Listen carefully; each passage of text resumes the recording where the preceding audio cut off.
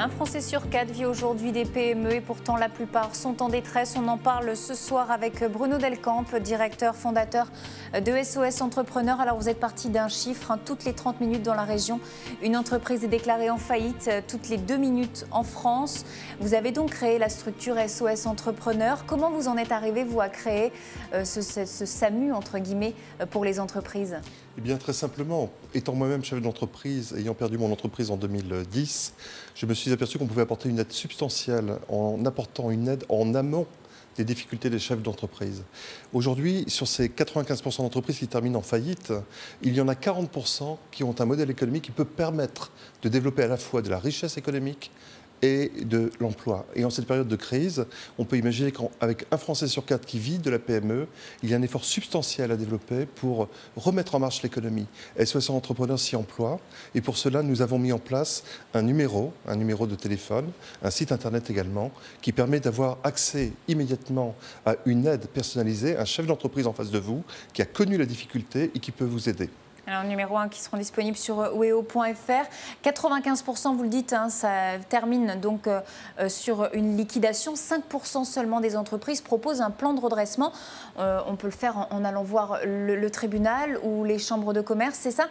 Pourquoi, finalement, les chefs d'entreprise n'acceptent pas donc de rebondir et n'y vont pas finalement en parler ?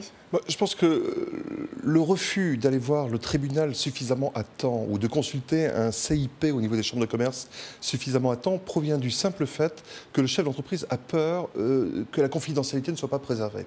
Et on sait très bien que dans un monde de concurrence, il est très difficile de parler de ces problèmes à des fournisseurs, à des clients, à des banquiers, parce que tout ça peut faire boule de neige et dramatiser la situation encore plus rapidement. Ce qui fait que le chef d'entreprise a peur.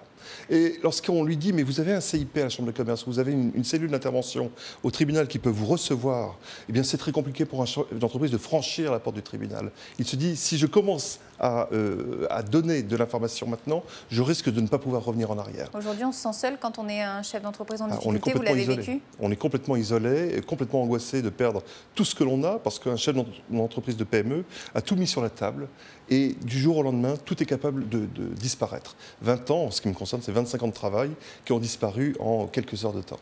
Alors donc votre objectif, c'est d'épauler, vous, ces chefs d'entreprise chez SOS Entrepreneur et de doubler donc le taux, 5%, passer à 10 d'entreprises qui vont proposer un plan de redressement pour sauver leur structure. Comment vous faites ça? Comment vous comptez faire? De manière extrêmement simple. Nous mettons en contact des chefs d'entreprise avec d'autres chefs d'entreprise.